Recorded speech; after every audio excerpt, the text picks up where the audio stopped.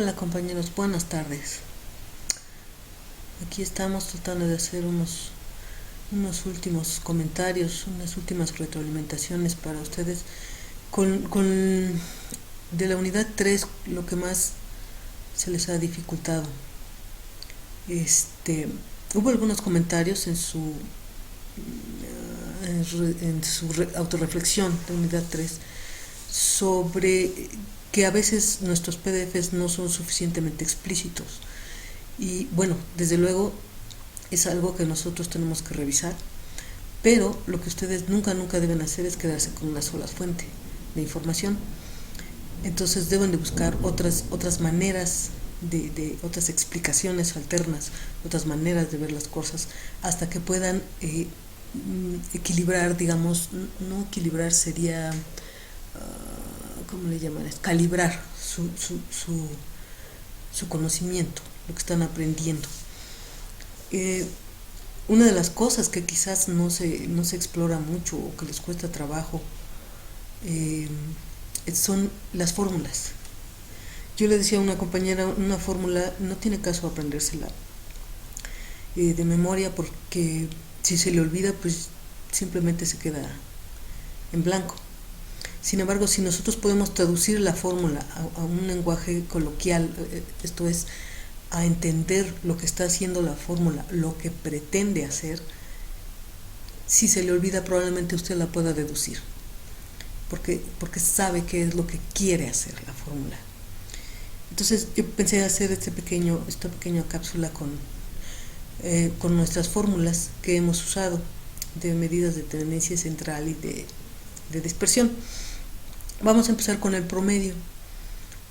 ¿Qué está haciendo el promedio? El promedio lo que hace es sumar todos los datos de nuestra población o nuestra muestra y los divide entre el número de datos. Eso no tiene mayor problema. Sumamos todos y lo dividimos entre el número de sumandos. ¿Y qué es lo que nos está tratando de decir la media? La media de alguna manera nos dice que si nosotros tuviéramos que homogeneizar todos nuestros datos y representarlos, que todos estuvieran representados por el más cercano a cada uno de los datos, este dato sería la media. En esta figura les traté de ejemplificar. Estos son estos valores, 60, 100, 20, están graficados aquí, y la línea azul es el promedio, es nuestra media.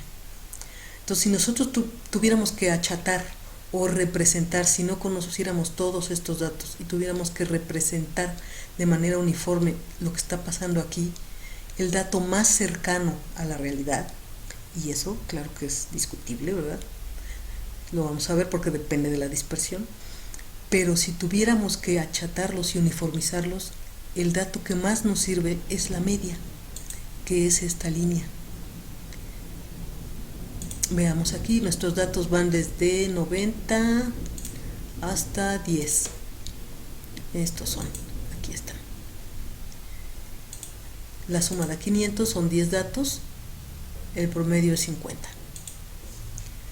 Entonces, 50 sería lo más representativo en este grupo de datos si no conociéramos los datos puntuales. Ahora, claro que es una información parcial.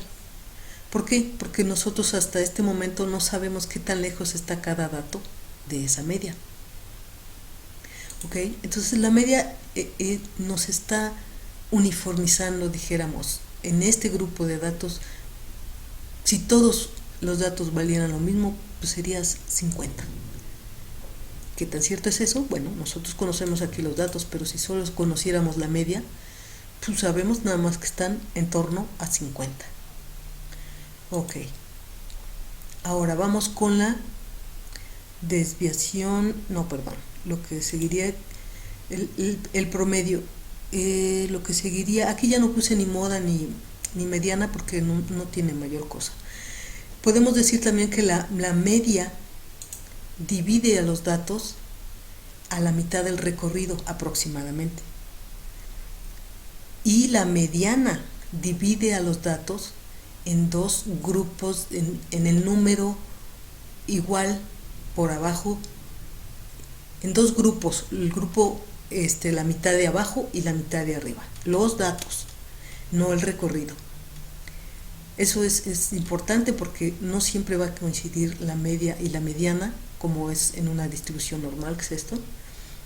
Y el hecho de que no coincidan nos puede decir un poquito de los datos.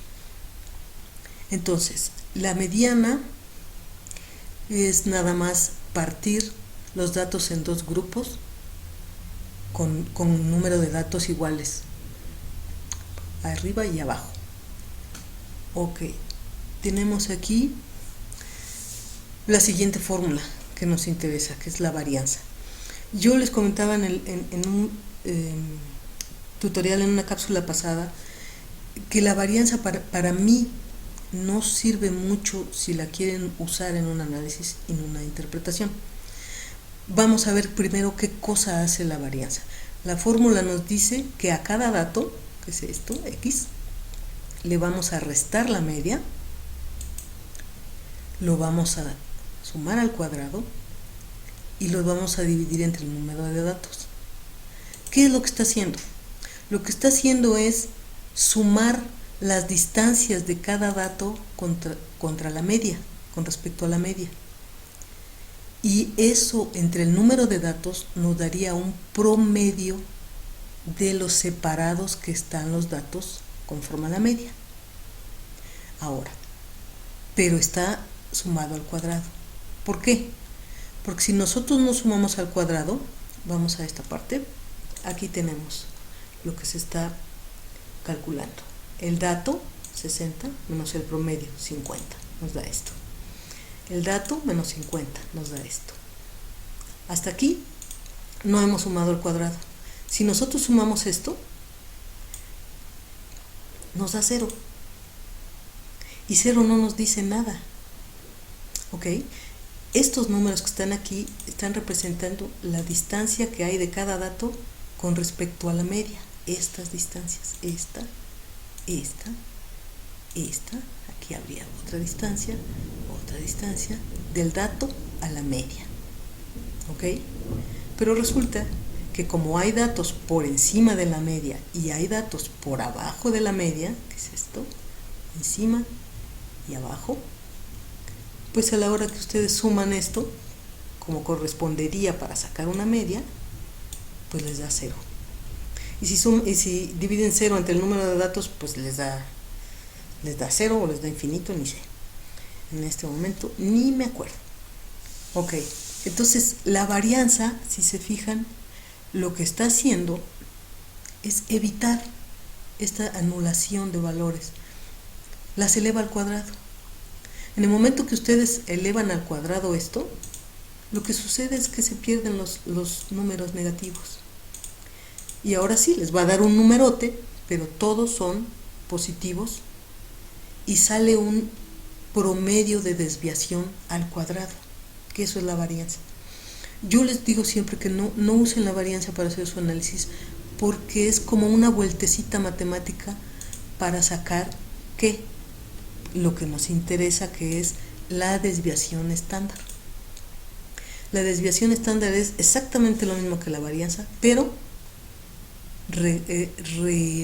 revirtiendo este cuadrado. Y entonces ya tenemos una distancia promedio en un valor absoluto, o sea, sin más ni menos, una distancia promedio de los datos, regresémonos aquí, con respecto a la media. Esto, lo que estamos haciendo es sacar el promedio de estas distancias, esta, de aquí para acá, de aquí para acá, el promedio de las distancias de los datos con respecto a la media. Eso es lo que nos dice la fórmula de desviación estándar y eso es lo que está haciendo. ¿Ok? Vamos rápidamente al coeficiente de variación. El coeficiente de variación simplemente lo que está diciendo es cuántas veces cabe mi media en la desviación estándar. Y aquí traté de ponerles un ejemplo. Si mi desviación estándar fuera 1, en este ejemplo de datos, bueno, aquí ya es 50, pero vamos a ponerlo aquí como 5, que originalmente había yo puesto aquí 5. Ok, pero si mi desviación estándar es 1 y mi media es 5, nos va a dar 0.2.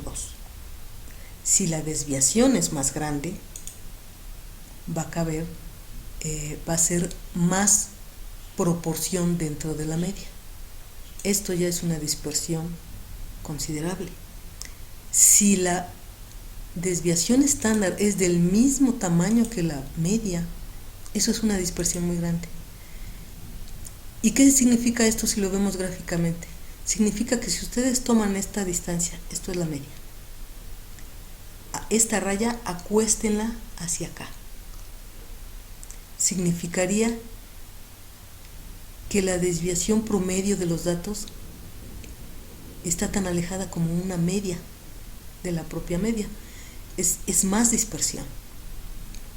Entonces, básicamente el coeficiente de variación nos dice algo semejante a la desviación estándar, pero en términos relativos. ¿Por qué? Porque usamos una proporción. O, si ustedes multiplican esto por 100, pues va a ser 20%. ¿Sí? Esto sería 20%, 40%. Es decir, es una relación entre la media y la desviación estándar. A mayor desviación estándar, mayor dispersión. No sé si con esto vamos aclarando un poquito qué nos dice cada fórmula, qué está haciendo. Todas aquellas cosas que hablan de proporción y de porcentaje son medidas relativas. Y las medidas relativas sirven para comparar sin desviarnos por los valores absolutos. Es decir, si ustedes tienen dos cosas, una que va de 1 a 10 y otra cosa que va de 1 a 1 millón, pues si usan los números no es fácil de comparar. Pero si usan medidas relativas, un 20% es un 20% referido a 1 millón o a 10 unidades. Ok. Ahora, rápidamente les quería comentar también un poquito sobre interpretación con las medidas de dispersión y las medidas de tendencia central. No nos pueden dar todas las respuestas, pero nos dan un indicativo de cómo están nuestros datos. Aquí saqué la incidencia de infecciones respiratorias agudas, esto es por estado, las convertí a una tasa por 1000 habitantes, porque si no estos números están muy grandes. Ok, bueno, aquí tenemos media, mediana, moda, recorrido, varianza, desviación estándar y coeficiente de variación. De entrada, mi recorrido, pues si veo los extremos, no es tan amplio, es regular, pudiéramos decir. Mi coeficiente de variación, dependiendo del estudio que ustedes estén haciendo, de la variable que trabajen, de lo que estén estudiando, un 25-30% ya puede estar hablando de cierta dispersión. Pero depende, les digo, también del contexto de sus datos. La desviación estándar parece que no, nos dice que no es tanta la dispersión. La media, ¿qué podemos decir de la media? Pues la media que nos parte el recorrido a la mitad, la media viene siendo esta. Si ustedes se fijan, parece que hay más datos inferiores a la media que datos superiores a la media. Ok, la mediana es ligeramente inferior a la media. ¿Y qué dato nos dice eso? Bueno, eso nos dice un poquito sobre la distribución de nuestros datos. Cuando la mediana es menor que la media, estamos hablando de que hay un sesguito, una desviación con respecto a la distribución normal. Si vemos, aquí tenía yo esto, ok, esta es una distribución normal donde la media, la moda y la mediana coinciden. Es decir, todos los datos están repartidos cercanamente, más que repartidos, están distribuidos hacia un lado y hacia el otro de la media de manera pareja. Cuando nos separamos un poquito de la distribución normal, simétrica, en este caso nosotros tenemos en nuestros datos que estábamos viendo, la mediana es inferior a la media. Esto implica un sesgo positivo. ¿Y qué quiere decir un sesgo positivo? Que los datos están un poco cargaditos hacia el lado inferior de la media. Hay un poco más datos hasta esa parte del recorrido y aquí hay menos datos. Si tuviéramos una mediana mayor a la media, la asimetría sería negativa y significaría que los datos están un poco cargados hacia el extremo superior del recorrido. Ok, vamos a regresar un poquito aquí. ¿Dónde estoy? Acá. Ok. Entonces tenemos una media de 254. Hay cierta tendencia a la normalidad, pero sí tenemos cierta dispersión. Y ok, eso es en cuanto a las cuestiones numéricas. Moda no hay. El recorrido ya lo vimos, que no nos dice mucho, pero la desviación estándar en relación a la media nos dice que hay un 25% de dispersión, que en este caso creo yo que todavía podemos considerarlo poco disperso. Está en el límite, dependiendo, les digo, de lo que estén trabajando. No hay tanta dispersión. ¿Qué podemos decir? La incidencia de infecciones respiratorias agudas presentaron un promedio de 254. Sin embargo, hay una moderada dispersión, mucha. Y entonces quizás no deberíamos guiarnos tanto por la media para representar este grupo de datos. Hay más datos por debajo de la media, y aquí lo que les quise mostrar, esta línea, este número es la media menos una desviación estándar. Este número es la media más una desviación estándar, que vendría siendo lo que se dibuja aquí. Media más desviación estándar, aquí es este pedazo. La media menos una desviación estándar es este pedazo. Y eso nos ayuda a ver qué tan acumulados están los datos cercanos a la media. Vamos a ver aquí. Si se fijan, en la media más una desviación estándar tenemos la mayoría de los datos, sí, pero en una media más dos desviaciones estándar, aquí están incluidos todos los datos y aquí se me salen dos datos. ¿Ok? Esto me habla también de que hay un sesgo y de aunque la mayoría de los datos están por acá, hay unos datos un poquito altos que se me están saliendo de esta zona, que son la desviación, la media menos dos desviaciones estándar y la media más dos desviaciones estándar, que sería aquí.